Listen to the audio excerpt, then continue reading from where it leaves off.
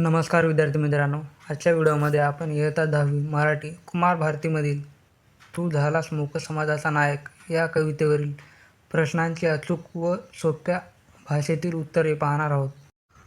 चला तर मग प्रश्न क्रमांक 2 पासून सुरुवात करूया. प्रश्न दुसरा अ. चौकटी पूर्ण करा. डॉक्टर बाबासाहेब आंबेडकरांनी नकारलेली गोष्ट. उत्तर: मळवाटेने जाणे. डॉक्टर बाबासाहेब आंबेडकर यांनी मळवाटेने जाणे नकारले होते. डॉक्टर बाबासाहेब आंबेडकरांचे स्वागत करणारे.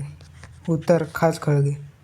डॉक्टर बाबासाहेब आंबेडकरांचे स्वागत खास खळगे यांनी केले. प्रश्न दुसरा अ. आकृती संबंध पूर्ण करा. परिस्थितीवर मात केली. नवा इतिहास घडविला. मूक समाजाचा नायक झाले. बहिष्कृत भारताला जागृत केले. प्रश्न दुसरा अ. पद्यपंक्तींचा सरळ अर्थ. तू झालास परिस्थितीवर स्वार आणि घडविलास नवा इतिहास. तू झालास मूक समाजाचा नायक आणि जागा केलास उभा बहिष्कृत भारत. उत्तर: डॉक्टर बाबासाहेब आंबेडकरांनी अत्यंत प्रतिकूल परिस्थितीतही हार मानली नाही. त्यांनी अडचणींवर मात करून नवीन इतिहास निर्माण केला. अन्यायामुळे ज्यांचा आवाज दाबला गेला होता अशा मूक आणि बहिष्कृत समाजाला त्यांनी जागृत केले. त्यांच्यामध्ये आत्मविश्वास निर्माण करून त्यांना हक्कांसाठी लढण्याची प्रेरणा दिली. विचार सौंदर्य. आज 50 वर्षांनी अनुभवतोय. सूर्यफुले तुझा ध्यास घेतायत. बिगुल प्रतीक्षा करतोय. चवदार तळ्याचं पाणी तेही आता थंड झालंय. उत्तर: या ओळीतून कवीने बाबासाहेबांच्या संघर्षाची आणि चवदार तळ्याच्या सत्याग्रहाची आठवण करून दिली आहे. बाबासाहेबांनी अन्यायाविरुद्ध केलेल्या संघर्षाला 50 वर्षे पूर्ण झाली आहेत. पूर्वी संघर्षाची जी ज्वाला होती ती आता शांत झाल्याचे कवीला जाणवते. त्यामुळे समाजाने बाबासाहेबांच्या विचारांची पुन्हा आठवण करून घेऊन जागृत होण्याचा संदेश या ओळीतून मिळतो. प्रश्न दुसरा आ. कवितेसंबंधी कृती. भारतवाक्य. कवी मोरोपंत. कवितेचा विषय सत्कर्म करणे, सज्जनांच्या सहवासात राहणे आणि चांगल्या आचरणाने जीवन जगण्याची शिकवण. कविता आवडण्याची कारणे.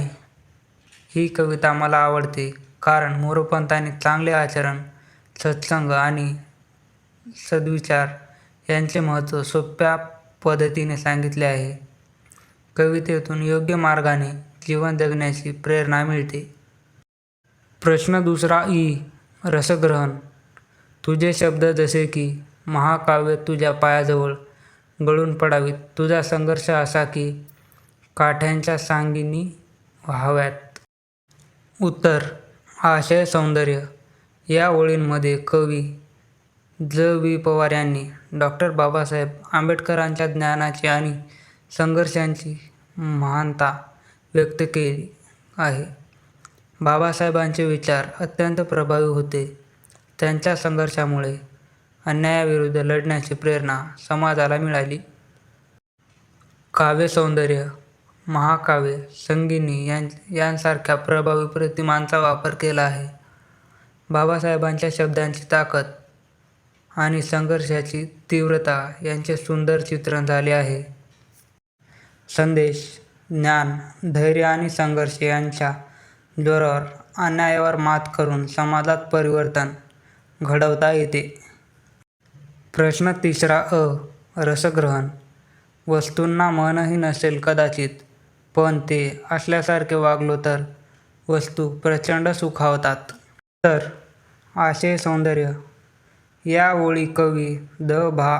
धामनसकर यांच्या वस्तू या कवितेतील आहेत. कवीने निर्जीव वस्तूंनाही माणसाप्रमाणे जपावे आणि त्यांच्याशी प्रेमाने वागावे असा विचार मांडला आहे. वस्तूंना मन नसले तरी आपण त्यांच्याशी आपुलकीने वागलो तर त्या आपल्या जीवनात आनंद निर्माण करतात. भाषिक सौंदर्य. कवीने अतिशय साध्या आणि सहज भाषेत वस्तूंचे मानवीकरण केले आहे. मनही नसेल आणि सुखावतात या शब्दांमुळे वस्तूंशी असलेला भाविक संबंध प्रभावीपणे व्यक्त होतो. संदेश: आपल्या वापरातील वस्तूंची काळजी घ्यावी, त्यांना जपावे आणि त्यांच्याशी संवेदनशीलतेने वागावे.